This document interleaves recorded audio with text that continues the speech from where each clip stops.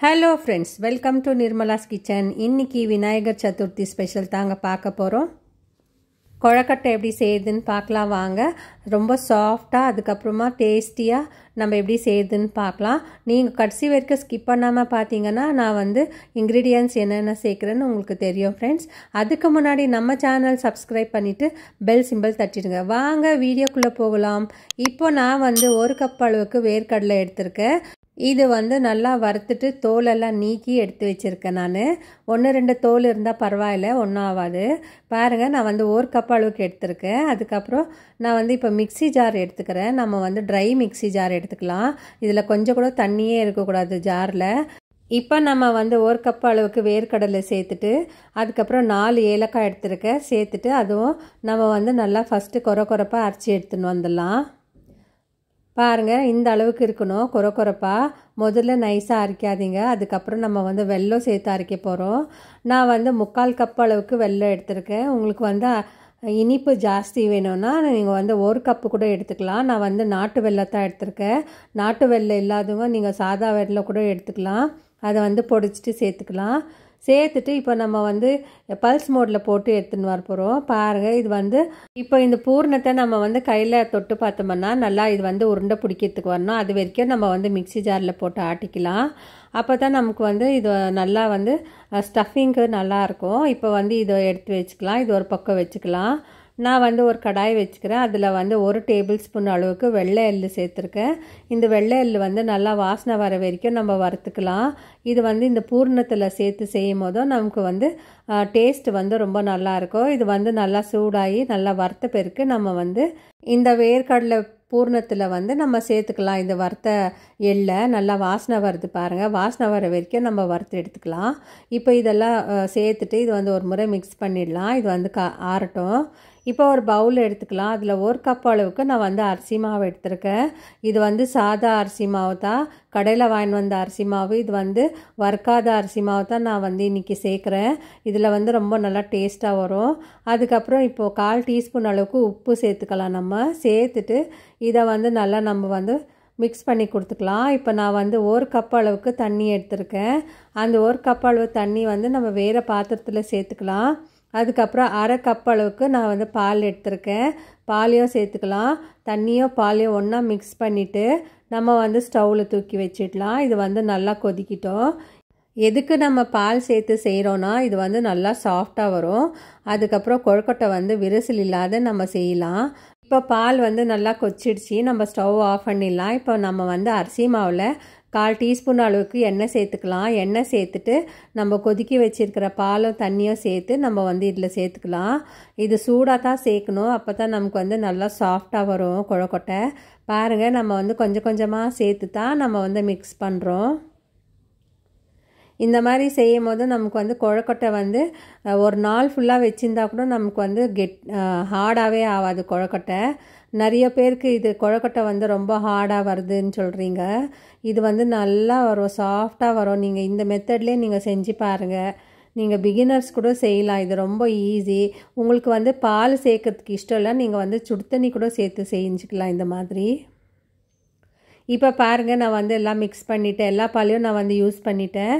இப்போ நம்ம மூடி வச்சிடலாம். ஒரு 10 நிமிஷத்துக்கு மூடி வைக்கலாம். 10 நிமிஷம் ஆகிட்டு பிறகு நம்ம மூடி திறந்து பார்க்கலாம். பாருங்கள், எவ்வளோ நல்லா சாஃப்டாக வந்திருக்கு. இந்த அளவுக்கு இருக்கணும். கட்டி எதுவும் இல்லாமல் நம்ம பிசைஞ்சிக்கலாம். இப்போது நமக்கு தண்ணி தேவைப்பட்டுச்சுன்னா இன்னும் கொஞ்சம் சுடு தண்ணி வச்சு நம்ம சேர்த்துக்கலாம். சில மாவு நிறைய தண்ணி எடுக்கும், சில மாவு கரெக்டாக தண்ணி எடுக்கும். நான் 1 கப் அளவுக்கு 1/2 கப் அளவு தண்ணியும் பாலை சேர்த்து எடுத்திருக்கேன். இப்போ பாருங்கள், நான் கொஞ்சமாக கையில் எண்ணெய் தேய்ச்சிக்கிறேன். எண்ணெய் தேய்ச்சிட்டு நம்ம சாஃப்டாக பிசைஞ்சிக்கலாம். இது எவ்வளோ சாஃப்டாக இருக்குது பாருங்கள். நம்ம விரல் வச்சு அமுத்தி பார்த்தோம்னா நல்லா சாஃப்டாக உள்ளே போகுது. இப்போ மேல் மாவு ரெடி ஆகிடுச்சு. இது இருக்கட்டும். இப்போ நம்ம ஸ்டீமர் எடுத்துக்கலாம். இப்போ நான் ரைஸ் குக்கரில் தான் நான் ஸ்டீம் பண்ண போகிறேன். நம்ம தண்ணி சேர்த்துக்கலாம் ரைஸ் குக்கரில். அதுக்கப்புறம் மேலே நம்ம ஸ்டீமர் வச்சுருக்கோம். அந்த ஸ்டீமரும் நம்ம வச்சுக்கலாம். அதில் மூடி போட்டு நம்ம சிம்மில் தூக்கி வச்சிடலாம். இப்போ பாருங்கள், இதில் நான் வாழை இலை போட்டிருக்கேன். வாழை இலை சேர்த்து நான் செய்யும் போது நல்லாயிருக்கும். இப்போ வாழை இலை சேர்த்துட்டு நம்ம சிம்மில் தூக்கி வச்சுக்கலாம். நம்ம இப்போ இது ஆகட்டும். அதுக்கப்புறம் நம்ம வந்து பூர்ணம் ரெடி பண்ணோம் இல்லைங்களா, அது வந்து பாருங்கள் நான் உருண்டை பிடிச்சி வச்சுருக்கேன். இப்போ நம்ம வந்து இந்த கொழுக்கட்டை அச்சு எடுத்துக்கலாம். இந்த மோல்டில் தான் நம்ம வந்து இப்போ செய்ய போகிறோம். நம்ம கொஞ்சமாக எண்ணெய் தேய்ச்சிக்கலாம். இந்த அச்சில் எண்ணெய் தேய்ச்சிட்டு இதை வந்து நல்லா க்ளோஸ் பண்ணிக்கலாம். க்ளோஸ் பண்ணிவிட்டு இதுக்கு தேவையான அளவு மேல் மாவு எடுத்துக்கலாம். பாருங்கள் நான் வந்து உருண்டை பிடிச்சி வச்சுருக்கேன். இந்த அளவுக்கு நம்ம வந்து உருண்டை பிடிச்சி வச்சுக்கலாம். நமக்கு எத்தின் உருண்டை வருதோ அத்தின் பிடிச்சி வச்சுக்கலாம். மீடியம் சைஸ் உருண்டை பிடிச்சி வச்சிடலாம். அதுக்கப்புறம் நம்ம வந்து அதுள்ள ஸ்டஃப் பண்ண போகிறோம். உருண்டை எல்லாம் பிடிச்சாச்சு. நம்ம வந்து ஸ்டஃப் பண்ணலாம். ஸ்டஃப் பண்ணிவிட்டு நல்லா ப்ரெஸ் பண்ணி கொடுக்கலாம் எல்லா பக்கமும். எல்லாருக்கும் தெரியும் இது மோல்டில் எப்படி செய்யறதுன்னு. ஆனாலும் நான் ஒரு முறை சொல்லிடுறேன் பாருங்கள். இப்போ இது சுற்றிலும் நம்ம வந்து ஒரு விரல் வச்சு நம்ம வந்து ப்ரெஸ் பண்ணி கொடுத்துடலாம். நான் இந்த வீடியோவில் காமிக்கிற மாதிரி நீங்கள் பண்ணுங்கள். இப்போ கொஞ்சம் மேலே மாவு வந்து கொஞ்சம் எக்ஸ்ட்ராவாக இருக்கணும். இப்போ நம்ம எடுத்து வச்சுருக்கிற பூர்ணவை வந்து கொஞ்சம் கொஞ்சமாக உள்ளே சேர்த்துக்கலாம். அதுக்கு எவ்வளோ தேவைப்படுதோ அவ்வளோ சேர்த்துட்டு நம்ம வந்து க்ளோஸ் பண்ணிக்கலாம். பின்னால் மாவு பத்தலைன்னா கொஞ்சம் மாவு எடுத்து அது மேலே நம்ம ஸ்டஃப் பண்ணிவிட்டு மூடிடலாம். மூடிட்டு நம்ம வந்து கொஞ்சம் நல்லா கையில் வந்து நல்லா ப்ரெஸ் பண்ணி கொடுத்துடலாம். இப்போ பாருங்கள் நல்லா வந்திருக்கு. இந்த மோல்டில் இந்த அச்சில் வந்து நல்லாவே வந்திருக்கு. இப்போ இந்த மாதிரி நம்ம வந்து இருக்கிறது எல்லாத்தையும் நம்ம வந்து இந்த மாதிரி செஞ்சு வச்சுக்கலாம். இது வந்து பிகினர்ஸ் கூட செய்யலாம் ஃப்ரெண்ட்ஸ். இந்த கொழுக்கட்டை வந்து ரொம்ப ஈஸியாக செய்யலாம். இப்போ நான் வந்து இன்னொன்று கூட காமிக்கிறேன் பாருங்கள். பாருங்கள் எவ்வளோ நல்லா வந்திருக்கு. அந்த இது மோல்டில் இருக்கிற இது ஷேப்பெல்லாம் கூட அதே மாதிரி அச்செல்லாம் கூட அப்படியே உழுந்துருக்கு அதில். இப்போ இதை வந்து நம்ம ஸ்டீம் பண்ண போகிறோம். இப்போ இருக்கிற மாவெல்லாம் நம்ம வந்து செஞ்சு வச்சுக்கலாம் கொழுக்கட்டவை. இப்போ பாருங்கள் நான் வந்து ஸ்டீமரில் எடுத்து வச்சுருக்கேன். இந்த ஸ்டீமரில் எடுத்து வச்சுட்டு நான் வந்து கொஞ்சமாக குங்குமப்பூ வைக்கிறேன் மேலே.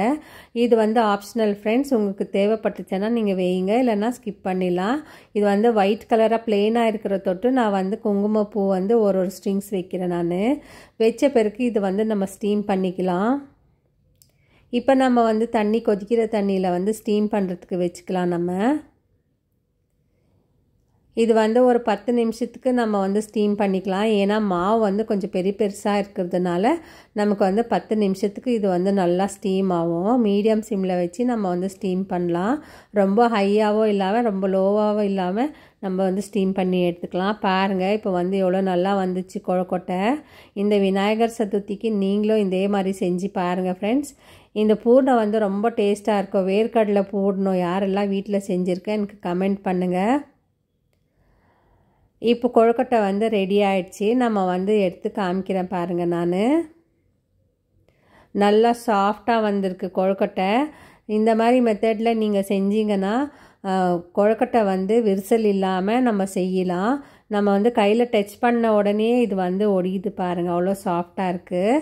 இப்போ நம்ம வந்து எடுத்து காமிக்கலாம். உள்ளே வந்து பூர்ணம் வந்து எவ்வளோ நல்லா வந்திருக்கு பாருங்கள்.